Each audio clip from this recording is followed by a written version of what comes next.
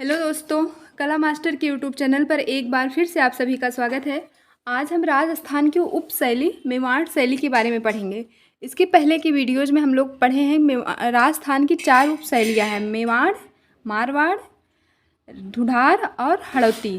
तो आज उसी चारों शैलियों की श्रृंखला में पहली शैली को पढ़ेंगे, मेवाड़ शैली। तो आइए देखते हैं मेवाड़ शैली के बारे में। मेवाड़ शैली जो है, जैसा कि पहले भी बताया जा चुका है, मेवाड़ शैली सिसोदिया राजवंश के संरक्षण में फली फूली, यानी कि सिसोदिया राजवंश के जो शासक थे उन्होंने मेवाड़ शैली को संरक्षित किया तथा मेवाड़ शैली के चित्रकारों को अपने दरबार में जगह दी।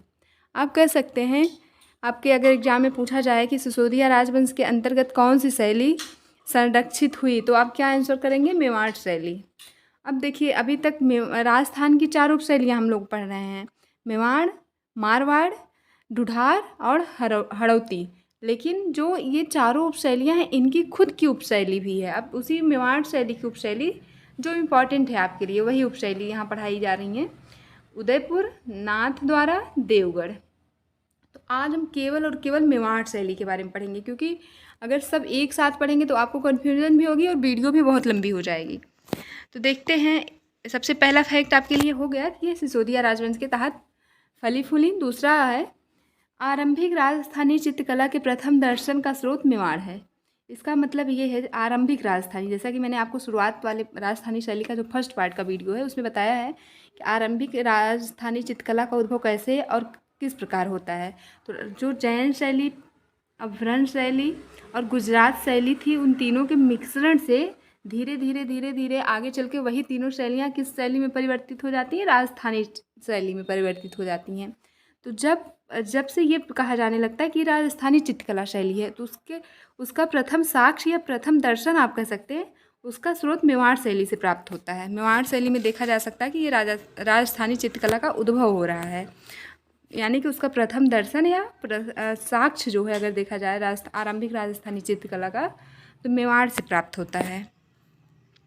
अगला देखिए, मेयो या मेर जात के इस क्षेत्र में निवास के कारण इसका अन्य नाम मेदपाट पड़ा। जो मेवाड़ क्षेत्र था राजस्थान का, ऐसे मेवाड़ क्षेत्र जो है ये, इसमें मेयो या मेर जात का निवास था और इसी जात के नाम पर ही इस क्षेत्र को मेदपाट भी कहा जाता है। मेवाड़ तो कहा ही जाता है, लेकिन इस क्षेत्र को क्या कहा जा रहा है? मेदपाट भी। और इसका एक अन्य नाम भी है, उदसर। आपके एग्जाम में दोनों में से कोई एक भी पूछा जा सकता है, दोनों याद रखिए, एक नाम है उदसर और दूसरा है मेदपाट। आपके एग्जाम में अन्य नाम तो पूछा जा सकता है कि मेदपाट, उदसर किस शैली का नाम है, किस क्षेत्र का नाम है। आपसे ये भी पूछा जा सकता है कि मेदपाट नाम इस क्षेत्र में, मेवाड़ के इस क्षेत्र में किस जात के निवास के कारण मेदपाट नाम पड़ा। तो आपको इसको भी याद रखना है, मेव या मेर जात के निवास के कारण इस क्षेत्र का नाम मेदपाट पड़ा। तो अगला फैक्ट अगर देखें, तो मेवाड़ आरंभिक पर्वत श्रृंखलाओं के मध्य, आरंभिक नहीं, यहाँ अरावली होगा। मेवाड़ जो है अरावली पर्वत श्रृंखलाओं के मध्य में स्थित है। ये आपके एग्जाम में पूछा गया है कि अरावली पर्वत श्रृंखला में किस क्षेत्र का निवास है या मध्य स्थित है, तो आप क्या आंसर करेंगे? मेवाड़ का। मेवाड़ जो है अरावली पर्वत श्रृंखलाओं के मध्य में स्थित है। ये तो आप कॉमन सेंस भी लगा सकते हैं कि जो अरावली पर्वत है वो राजस्थान में फैला हुआ है, तो मेवाड़ तो राजस्थान का पार्ट है, तो कॉमन सेंस की बात है कि मेवाड़ जो है अरावली पर्वत में ही होगा। अगला अगर पॉइंट देखें, तो मेवाड़ शैली राजस्थान की प्रथम शुद्ध भारतीय शैली मानी जाती है। इसको मैंने आपको बहुत डिटेल में समझाया है, ऐसा क्यों मेवाड़ शैली को शुद्ध भारतीय शैली कहा जाता है। पीछे की वीडियो अगर आप देखेंगे तो आपको समझ में आ जाएगा। हम यहाँ बहुत डिटेल में नहीं पढ़ेंगे, क्योंकि डिटेल में इसीलिए हम पहले पढ़ चुके हैं। अगर डिटेल में पढ़ेंगे तो हमारा इंपॉर्टेंट जो पॉइंट है वो छूट जाएगा और वीडियो लंबी होती जाएगी। तो यहाँ पर सिर्फ हम लोग मेन पॉइंट जो आपके एग्जाम की दृष्टि से रिलेवेंट है वही पढ़ेंगे। अब देखिए, मेवाड़ शैली जो है राजस्थान की प्रथम शुद्ध भारतीय शैली मानी जाती है, ऐसे ही आप इसको दिमाग में रख लीजिए। यह मुगलों से, ऐसा इसलिए है क्योंकि यह मुगलों से आंशिक रूप से प्रभावित रही है, यानी कि मुगलों का पूरा प्रभाव इस पर नहीं आया। जैसा कि ये मुगलों के संरक्षण में फल फूल रही थी, उस तरह का प्रभाव इस शैली पर नहीं पड़ा। इस शैली के अंतर्गत, मतलब कि मेवाड़ शैली के अंतर्गत पोथी ग्रंथों का अधिक चित्रण हुआ। पोथी ग्रंथों का ये मतलब है, जो पोथी आप किसको कहते हैं? जब बहुत ढेर सारे नोट्स का ढेर लगा लेते हैं बना के, तो हम लोग कहते हैं कि पोथी बना के रख ली हैं। जो मोटी किताबें बनाई गई थी, जैसे कि महाभारत, रामायण, इसको महाकाव्य भी कहा जा सकता है, लेकिन आप ओवरऑल अगर देखें तो पोथी भी कह सकते हैं। और गीत गोविंद, तो इन किताबों में जिस चित्र बने हैं उसी को कहा जा रहा है कि पोथी ग्रंथों का अधिक चित्रण हुआ है, यानी किताबों पर आधारित ग्रंथों का अधिक चित्रण हुआ है इस शैली में। ये इसकी विशेषता में अगर देखा जाए तो ये इसकी विशेषता है। अगला पॉइंट देखें, महाराणा तेज सिंह के काल में 1260 से 61, एक ही साल तो इनका कार्यकाल इसमें है, एक ही साल के कार्यकाल में चित्रित श्रावक प्रतिक्रमण सूत्र चूड़ी शैली का प्रथम साक्ष्य है।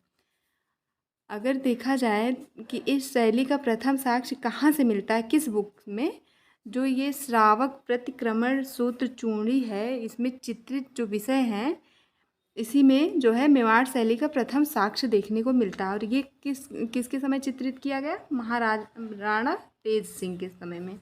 महाराणा तेज सिंह, एक बार इसको रिपीट कर लेते हैं। देखिए, महाराणा तेज सिंह के काल में 1260 से 61 में चित्रित, ये जो दिया है ये इसका समय दिया है, श्रावक प्रति कब चित्रित की गई, 1260 से 61 के बीच चित्रित की गई श्रावक प्रतिक्रमण सूत्र चूड़ी मेवाड़ शैली का प्रथम साक्ष्य माना जाता है, जिसका चित्रकार कौन था, कमलचंद।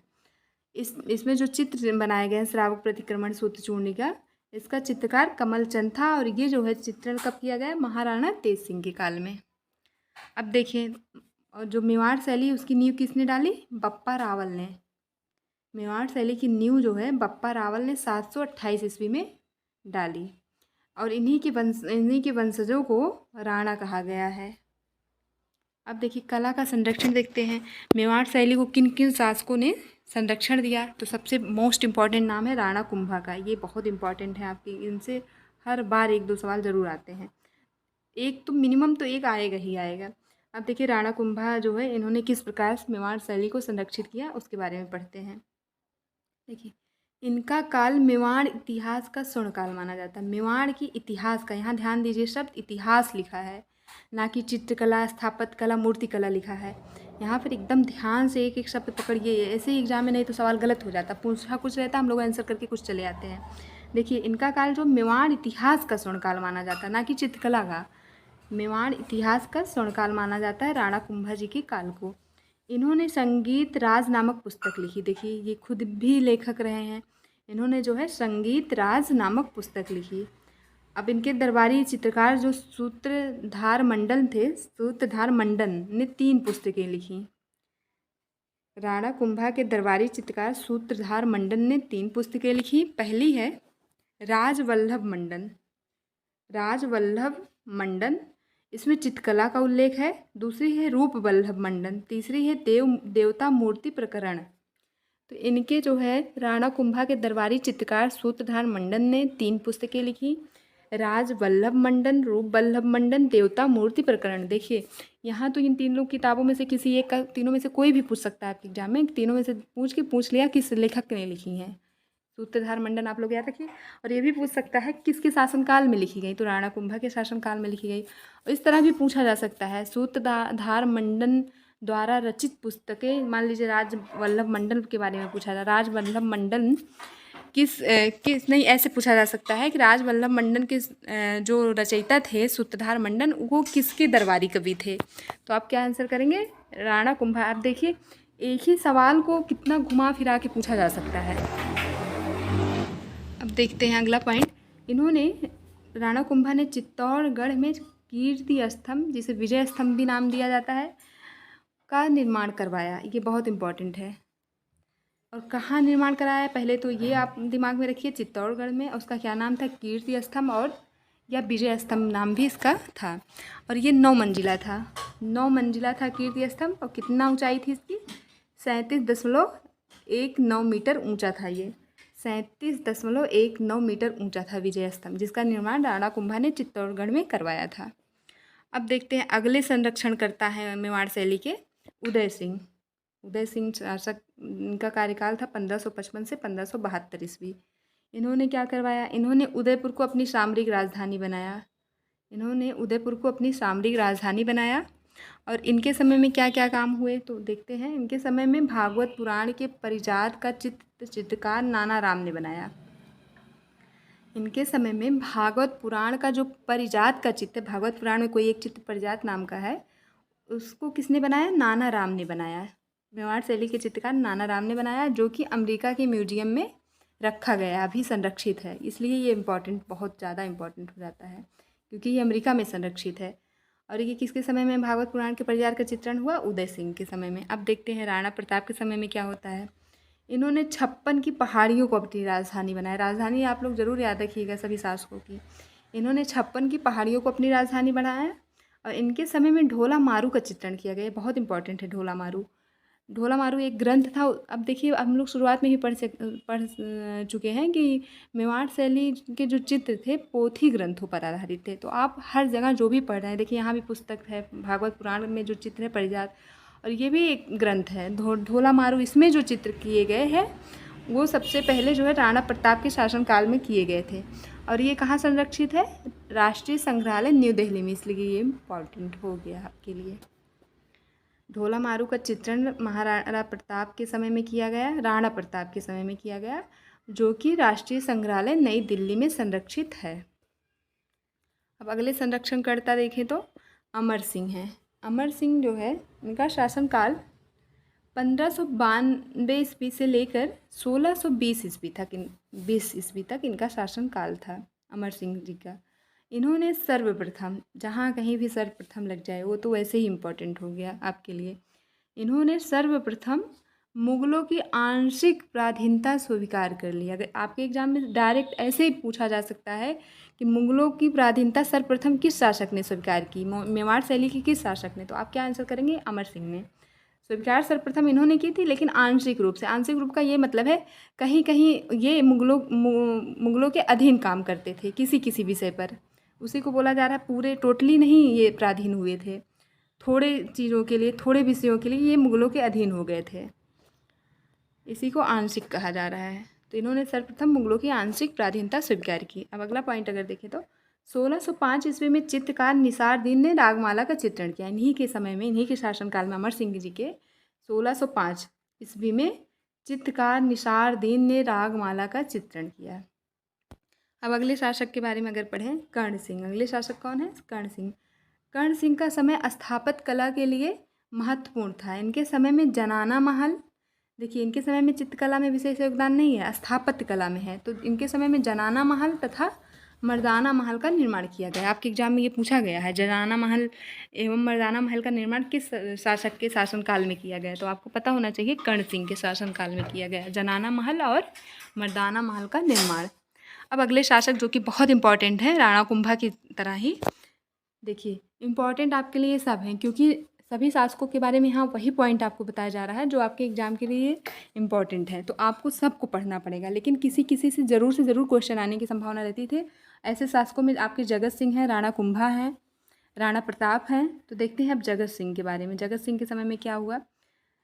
इनका शासनकाल था 1628 ईस्वी से 1652 ईस्वी तक। इनका शासनकाल, जगत सिंह जी का शासनकाल 1628 ईस्वी से 1652 ईस्वी तक था। अब देखिए अगला पॉइंट है, काल खंडेवाला ने जगत सिंह व रजत सिंह के संयुक्त समय को मेवाड़ चित्रकला का स्वर्णकाल कहा है। अब देखिए यहाँ पर शब्दों को, यही शब्द है, यही गलती होती है। शुरुआत में हम लोग पढ़े राणा कुंभा को मेवाड़ इतिहास का स्वर्णकाल कहा जाता है, लेकिन यहाँ पर मेवाड़ चित्रकला का अगर स्वर्णकाल की बात की जाए तो जगत सिंह और राज सिंह के संयुक्त समय को कहा जा रहा है। और ऐसा कौन कह रहा है? काल खंडेवाला। ये नहीं, इनका नाम नहीं भी दे सकता है एग्जाम में, ऐसे पूछा जा सकता है मेवाड़ चित्रकला का स्वर्णकाल किसके शासनकाल को माना जाता है। हो सकता है दोनों का नाम ना देके आपके एग्जाम में जगत सिंह या राज सिंह का नाम ना देके किसी एक ही का नाम दे दे आपके ऑप्शन में। ये आप आपके क्वेश्चन में जो ऑप्शंस रहेंगे उसके हिसाब से इसका आंसर करेंगे। हो सकता है दोनों का नाम दे कि जगत सिंह व राज सिंह के शासनकाल को मेवाड़ चित्रकला का स्वर्णकाल कहा जाता था, या फिर किसी एक शासक का नाम दे सकता है, जगत सिंह या राज सिंह। इसको आप लोग ध्यान से रखिए। और ये भी पूछा जा सकता है जगत सिंह व राज सिंह के संयुक्त समय को मेवाड़ चित्रकला का स्वर्णकाल किसने कहा है, इनको ऐसे पूछा जा सकता है। तो इस एक ही लाइन से देखिए, एक ही लाइन से आपके पास कितने इंपॉर्टेंट पॉइंट बन रहे हैं। अब अगला पॉइंट अगर देखें, इनके समय में और इनके समय में चित्रकार साहेब दीन को प्रमुख चित्रकार कहा है। काल खंडेवाला जी ने जगत सिंह के जो जगत सिंह के समय के चित्रकार थे साहेबदीन, इनको जो है प्रमुख चित्रकार माना है। और जगत सिंह राज सिंह के संयुक्त समय को मेवाड़ चित्रकला का स्वर्णकाल कहा है। साहेबदीन और मनोहर जगत सिंह के प्रमुख चित्रकार थे। साहेबदीन, ये पूछा गया है एग्जाम में, साहेबदीन और मनोहर किसके समय के प्रमुख चित्रकार थे? तो जगत सिंह के। अब देखिए साहेबदीन के चित्रों के बारे में पढ़ लेते हैं, इन्होंने कौन कौन से इंपॉर्टेंट चित्र बनाए हैं। देखिए रसिक प्रिया का चित्रण इन्होंने 1628 ईस्वी में किया, जो कि बीकानेर संग्रहालय में संरक्षित है। संरक्षित का मतलब मैंने आपको बताया कि सुरक्षित अभी रखा हुआ है वहाँ पर। रसिक प्रिया का चित्रण 1628 ईस्वी में बीकानेर संग्रहालय में संरक्षित है, जिसका चित्रण साहेबदीन ने किया। 1630 ईस्वी में इन्होंने साहेबदीन ने रागमाला का चित्रण किया, जिसको जो है राष्ट्रीय संग्रहालय न्यू दिल्ली में संरक्षित किया गया है। राष्ट्रीय संग्रहालय न्यू दिल्ली में संरक्षित किया गया है रागमाला को। 1648 ईस्वी में ये भागवत पुराण का चित्र करते हैं और इसमें इन्होंने 129 चित्र बनाया है। भागवत पुराण में 129 चित्रों का निर्माण जगत सिंह के शासनकाल में साहेबदीन ने किया। और महाभारत का भी चित्रण इन्होंने किया। ये देखिए किताबों का नाम है। आप लोग सोच रहे होंगे किताबों का चित्रण इन्होंने, किताबों में भी अगर आप कोई किताब देखेंगे उठा के उसमें भी चित्र बनाया रहता है। वही जो किताब में अब जैसे कहा जा रहा है भागवत पुराण का चित्रण, फिर आगे लिखा है 129, यहाँ पर देखिए 129 चित्र बनाए। तो इससे आपको क्या समझ में आ रहा है? जो वो बुक है भागवत पुराण की, उसमें इन्होंने जो है 129 चित्रों का निर्माण किया है भागवत पुराण में। और ऐसे ही महाभारत में भी इन्होंने चित्रण किया है। और रसिक प्रिया नामक जो बुक है, जिसके लेखक, रसिक प्रिया के लेखक कौन है? केशव दास। पीसीएस में एक बार पूछा गया था। रसिक प्रिया के लेखक केशव दास हैं।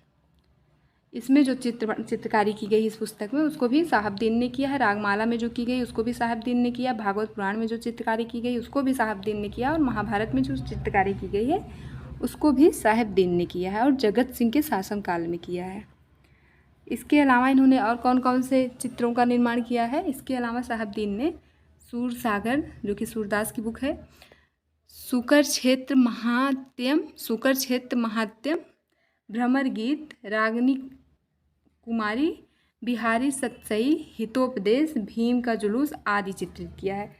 ये देखिए, ये इसके अलावा जो लिखा है ये उनके जगत सिंह के शासनकाल में नहीं किया गया। ये यहाँ पर बताया जा रहा है कि इनके और कौन कौन साहेबदीन के और कौन कौन से चित्र हैं।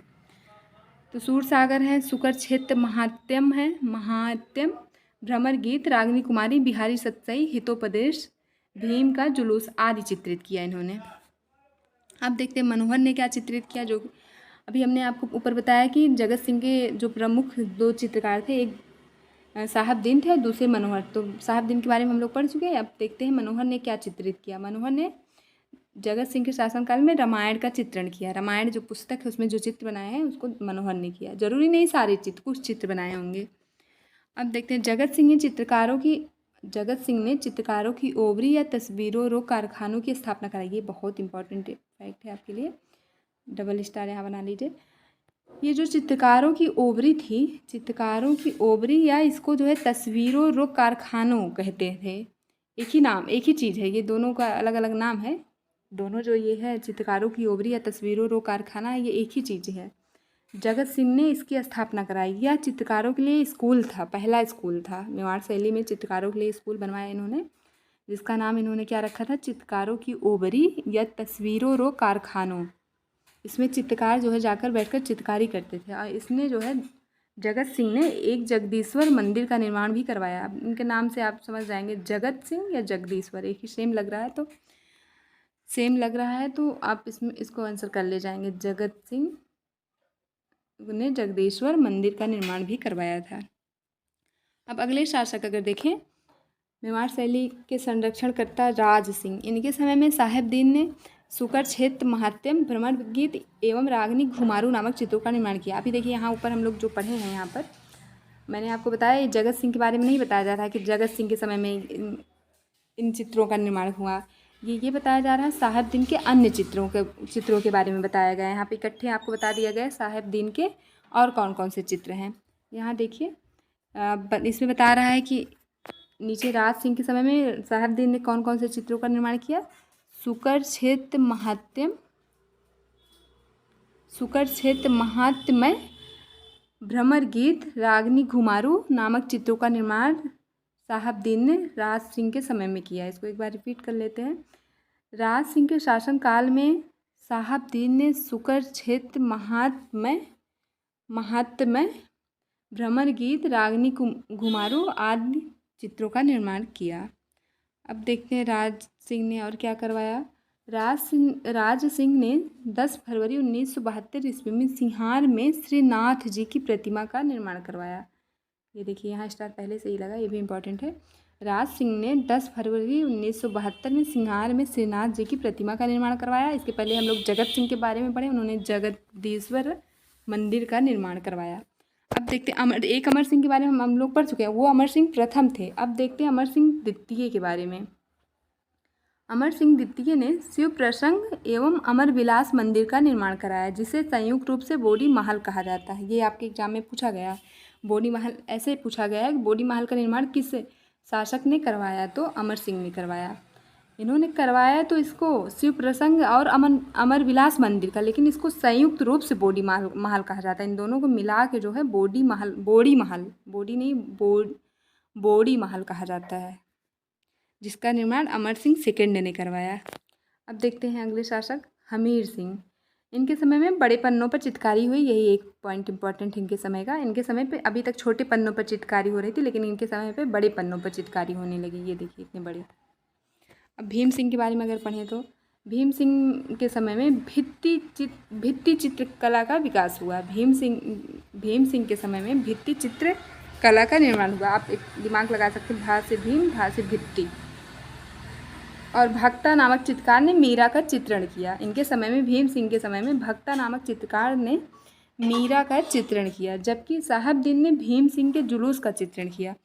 देखिए साहबदीन सभी शासकों के समय में चित्रकारी कर रहे हैं। आपको एकदम दिमाग में पहली बात तो साहबदीन के सारे चित्रों को रटा होना चाहिए, और उसमें एक पॉइंट ये आपको रटा होना चाहिए कौन सा चित्र किस शासक के शासनकाल में वो बना रहे हैं। अभी इसके पहले हम लोग पढ़े, देखिए साहबदीन ने इनके राज सिंह के शासनकाल में सुकर क्षेत्र महात्म्य भ्रमर गीत, रागनी घुमारू चित्रों का निर्माण कर रहे हैं। राज सिंह के और राणा कुंभा के बारे में हम लोग ऊपर पढ़ चुके हैं, उनके समय में कौन कौन से चित्र बनाए साहबदीन ने। अब यहाँ पर देखिए भीम सिंह के समय में साहबदीन कौन सा चित्र बना रहे हैं, भीम सिंह के जुलूस का चित्रण कर रहे हैं। साहबदीन जी भीम सिंह के समय में भीम सिंह के ही जुलूस का, जिनके शासन में ये चित्र बना रहे हैं उन्हीं के जुलूस का चित्रण भी कर रहे हैं। अब अगले शासक हैं जय सिंह। ये भी इम्पॉर्टेंट है, ये सूरदास के उपासक थे। ये सूरदास के बहुत बड़े उपासक मतलब भक्त थे, और उन्हीं से संबंधित विषयों का चित्रण इनके समय में हुआ। यानी कि सूरदास, देखिए अभी हम लोग ऊपर पढ़ चुके हैं, यहाँ पर देखिए, यहाँ एक सेकेंड, यहाँ साहबदीन ने सूर सागर पर भी चित्र बनाए। तो सूर सागर जो है किससे संबंधित विषय है, सूरदास के, क्योंकि सूर सागर सूरदास की पुस्तक है। तो यहाँ पर इसका मतलब यही हो गया कि जो है सूरदास से संबंधित विषयों का चित्रण किसके समय में ज़्यादा हुआ, जय सिंह के समय में हुआ। और ये सूरदास के उपासक थे, तो कॉमन सेंस की बात है, तो उन्हीं के संबंधित विषयों का चित्रण करवाएंगे।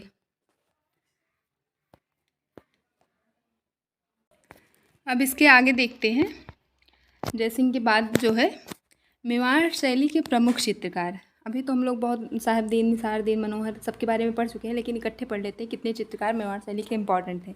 चित्रकारों का नाम देखिए, आपसे पूछा जा सकता है कि ये किस शैली के चित्रकार थे। तो देखते हैं मेवाड़ शैली के चित्रकार साहबदीन, इनके बारे में तो बहुत पढ़ा हम लोगों ने।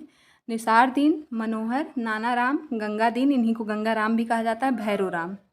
इतने चित्रकार, और भी चित्रकार थे लेकिन इतने ही चित्रकार इंपॉर्टेंट हैं आपके लिए। साहबदीन हो गए, निसारदीन हो गए, मनोहर, नानाराम, गंगादीन या गंगाराम, भैरव राम। अब मेवाड़ शैली के प्रमुख चित्रों को अगर देखें तो कृष्ण गोवर्धन पर्वत उठाए हुए, कृष्ण जो है गोवर्धन पर्वत जो उठाते हैं अपनी कनिष्का उंगली पे, उसका चित्रण मेवाड़ शैली के तहत हुआ है। अगला चित्र है कृष्ण राधा की प्रतीक्षा करते हुए। कितना अच्छा चित्र रहा होगा ये, कृष्ण राधा की प्रतीक्षा करते हुए। अगला है, देखिए कृष्ण से संबंधित ये दो चित्र थे जो कि इंपॉर्टेंट थे, इकट्ठे लिख दिया ताकि आपको आसानी हो याद करने में। अगला चित्र है बसंत रागनी। अगला है श्री राम की रागनी कुमारू। अगला चित्र है मुग्धा नायिका। मुग्धा का मतलब होता है मुग्ध, यानी खुश है, बहुत ज़्यादा प्रफुल्लित नायिका का चित्र, जिसको किसने बनाया? साहिबदीन ने बनाया। इनको साहिबदीन भी बोला जाता है और साहबदीन भी बोल सकते हैं आप। हिंडोला राग, अगला चित्र है हिंडोला राग। अगला चित्र है दर्पण में मुख देखते हुए। ये भी बढ़िया चित्र रहा होगा, दर्पण में मुख देखते हुए। अब देखिए पुस्तकों से संबंधित जो चित्र हैं आपके लिए इम्पॉर्टेंट यहाँ एक ही साथ में लिख दिए हैं, यानी कि जो पुस्तक पे आधारित है। इसमें और भी हैं लेकिन ये इम्पॉर्टेंट है। और इसके पहले हम लोग भागवत पुराण पढ़ चुके हैं। जो नहीं पढ़ा, जो छूट गया, उसको यहाँ पर लिखें। जैसे कि पंचतंत्र के बारे में नहीं पढ़े, गीत गोविंद के बारे में नहीं पढ़े, तो जो है मेवाड़ शैली के तहत किन किन पुस्तकों के चित्रों का निर्माण हुआ है उसको इकट्ठा लिख दिया है। देखिए पहला पुस्तक हो गया पंचतंत्र। पंचतंत्र की पुस्तक में जो चित्र हैं उसका निर्माण जो है मेवाड़ शैली के तहत हुआ है। रामायण, महाभारत, गीत गोविंद, सुपाहचर्यम, सुपाहसचर्यम, इसका नाम है सुपाहसचर्यम। पंचतंत्र की पुस्तक रामायण पर, महाभारत, गीत गोविंद, सुपाहसचर्यम नामक पुस्तकों में जो चित्रण हुए हैं मेवाड़ शैली के तहत हुए हैं। अब देखते हैं मेवाड़ शैली की विशेषताएं। ये भी बहुत इंपॉर्टेंट पार्ट है आपके लिए। मेवाड़ शैली की विशेषताएं, कोई एक विशेषता देके पूछी जा सकती है कि यह किस शैली की विशेषता है।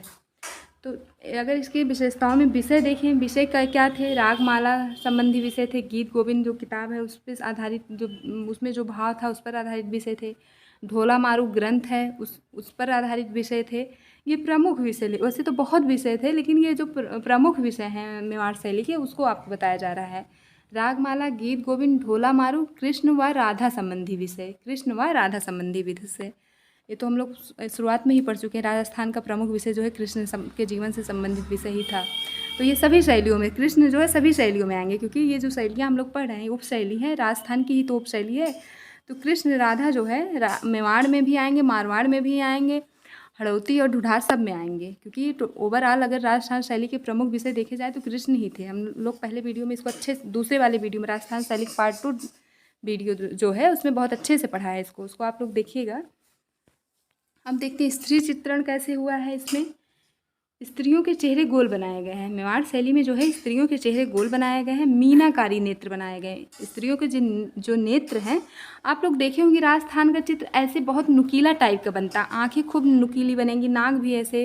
और हम लोगों ने कल की वीडियो में जो पढ़ा था, परसों की वीडियो में, एक चश्म चेहरे। एक चश्म का मतलब ये होता है, उस दिन नहीं बता पाए थे, एक चश्म चेहरे का मतलब होता है जो थोड़ा सा पार्ट दिखे चेहरे का, पूरा चेहरा ना दिखे आपको। कहीं कहीं आप पढ़ते होंगे डेढ़ चश्म। डेढ़ चश्म का मतलब है एक चश्म से थोड़ा सा और ज़्यादा पार्ट चेहरे का दिखाया जाए। आप लोग देखते होंगे कोई चित्र ऐसे ही, ऐसे आँख दिखेगी, एक आँख दिखेगी, नाक थोड़ा सा दिखेगी, तो उसी को बोला जाता है एक चश्म, पूरा फेस ना दिखे। डेढ़ चश्म का मतलब ये है कि एक चश्म का जो है चेहरा ऐसे, मेरी ड्राइंग बहुत कमज़ोर है, ये चेहरा मान लीजिए, तो ये आँख है ऐसे, ऐसे मुँह है, ऐसे नाक है, तो इसका मतलब है आपको आधा पार्ट ही दिखाई दे। ऐसे जो ऐसे फेस बनता है, आधा पार्ट ही आपको दिखाई दे, एक आँख दिखाई दे, उसका मतलब एक चश्म है। एक चश्म से थोड़ा सा ज़्यादा अगर आपको दिखाई दे फेस, तो वो डेढ़ चश्म का चेहरा है। अगर पूरा दिखाई दे तो उसमें तो कोई बात ही नहीं है, पूरा चेहरा आप देख रहे हैं, उसी को चश्म बोला जा रहा है। कितना चेहरा आपको दिखाया जा रहा है। कल राजस्थान के सेकंड पार्ट में हमने बताया था कि राजस्थान शैली की विशेषताओं में एक चश्म चेहरे बनाए जाते थे। तो आपको समझ में आ गया होगा एक चश्म डेढ़ चश्म का मतलब क्या होता है। अब देखते हैं मीनाकारी नेत्र जो है, स्त्रियों के जो मीनाकारी नेत्र बना, मीना का मतलब होता है, मीन का मतलब मछली होता है, मछलियों के जैसे नेत्र बनाए जाते थे, नुकीले एकदम। आप लोग देखते होंगे मछलियों की जो आँख रहती है उभरी हुई रहती हैं, आँख से वो थोड़ी अट्रैक्टिव दिखती हैं। अभी देखिए आप अगर मछली की ड्राइंग करते हैं, ऐसे अगर मछली की ड्राइंग कर दीजिए, जब आँख ना बनाइए तब तक मछली लगती ही नहीं है। तो आँख बहुत इम्पॉर्टेंट पॉइंट, इसलिए आँख जो है मछली की आँख से, मछलियों के जैसे इनकी आँख बनाई जाती थी, यानी कि आँख को जो है उभारा जाता था, हाईलाइट किया जाता था। जो मेवाड़ शैली में स्त्रियों की आँखें बनाई जाती थी उसको बहुत खूबसूरत, आप मान सकते, बहुत खूबसूरत बनाई जाती हैं।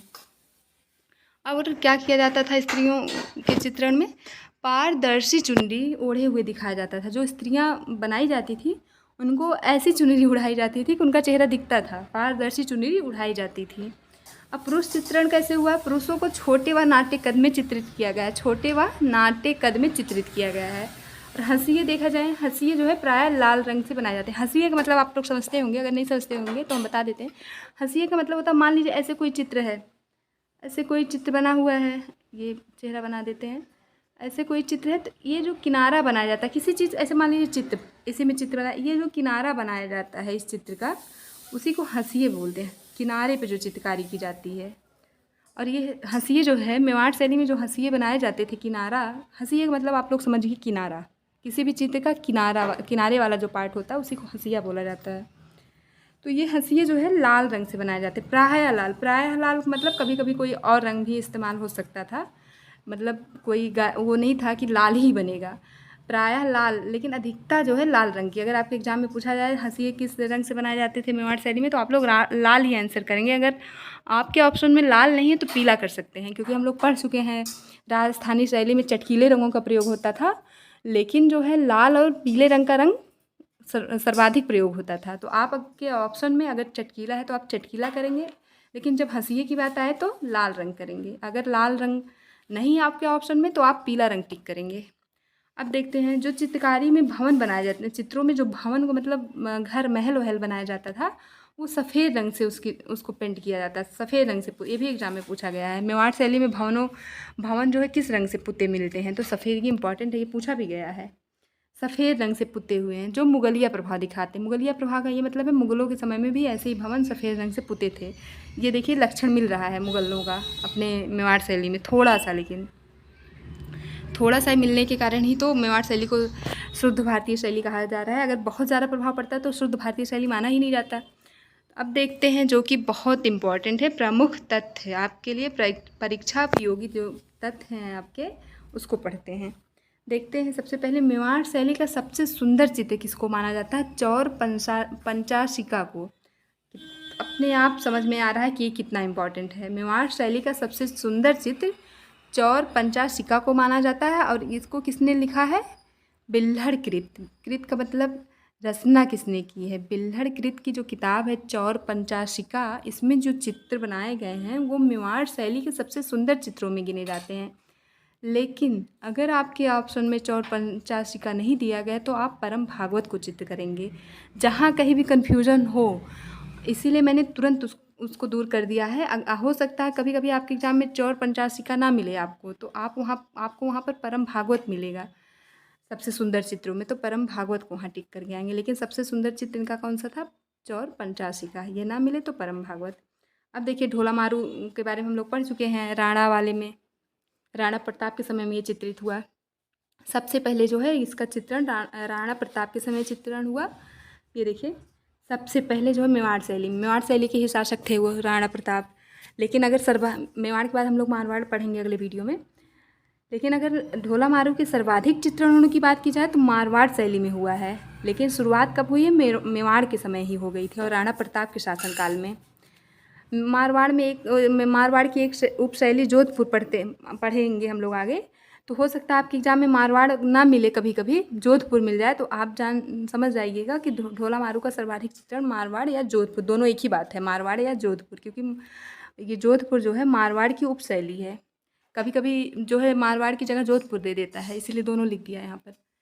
देखिए सबसे पहले चित्रण ढोला मारू का मेवाड़ के समय में हुआ, मेवाड़ शैली के तहत हुआ, लेकिन सर्वाधिक चित्रण ढोला मारू ग्रंथ था, उसमें जो चित्रण की शुरुआत हुई वो मेवाड़ शैली और राणा प्रताप के शासनकाल में हुई। लेकिन इस ग्रंथ में सर्वाधिक चित्र बनाए गए, बहुत ज़्यादा चित्र इस ग्रंथ में बनाए गए, वो जो है मारवाड़ या जोधपुर शैली के तहत बनाए गए। अब देखते हैं सर्वाधिक रागमाला का चित्रण कब हुआ। सर्वाधिक राग, यहाँ भी देखिए, ये पकड़िए शब्द, सर्वाधिक रागमाला का चित्रण राजस्थानी शैली में हुआ, और सर्वाधिक 12 भाषा का चित्रण पहाड़ी शैली के तहत हुआ। पहाड़ी शैली को हम लोग आगे पढ़ेंगे, अभी हम लोग राजस्थानी शैली पढ़ रहे हैं। अगर आपको याद हो, आनंद कुमार केंटिस स्वामी ने अपनी पुस्तक राजपूत पेंटिंग, जिसको उन्होंने 1916 ईस्वी में लिखा, राजपूत पेंटिंग्स को जो है 2 भागों में बांटा है, एक राजस्थानी शैली और दूसरा पहाड़ी शैली। अभी हम लोग राजस्थानी शैली को पढ़ रहे हैं, इसके जब राजस्थानी शैली खत्म हो जाएगा तब हम लोग पहाड़ी शैली को पढ़ेंगे।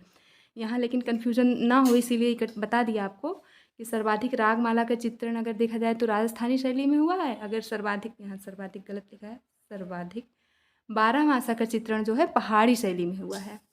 अब देखिए विजय स्तंभ किसको समर्पित है, विजय स्तंभ भगवान विष्णु को समर्पित है, ये भी इम्पॉर्टेंट। इसके पहले ऊंचाई पढ़ चुके हैं हम लोग, और किसने बनाया ये भी पढ़ चुके हैं, चित्तौड़गढ़ में स्थित है ये भी पढ़ चुके हैं, लेकिन ये नहीं पढ़ा हम लोगों ने कि ये किसको समर्पित है। तो ये भगवान विष्णु को समर्पित है। अब देखिए मेवाड़ शैली को गुर्जर शैली नाम किसने दिया, ये भी इम्पोर्टेंट लग रहा है। कोई कोई पॉइंट अपने आप देख कर ही समझ में आ जाता है कितना इम्पोर्टेंट, ये भी पूछा गया आपके एग्जाम में। मेवाड़ शैली को गुर्जर शैली नाम दिया पीएन चोयल ने। तो अभी हम लोग जो है मेवाड़, सिर्फ मेवाड़ शैली के बारे में पढ़ेंगे। पढ़े हैं आज जो है मेवाड़ शैली को हम लोग ख़त्म कर दिए हैं पढ़कर। इसकी जो उप शैलियाँ हैं उसको हम लोग कल की वीडियो में देखेंगे, क्योंकि वीडियो बहुत लंबी हो जाती है, इसलिए उसको यहाँ नहीं पढ़ाया गया। तो आज के लिए इतना ही, हम मिलते हैं अगले वीडियो में। Thank you so much.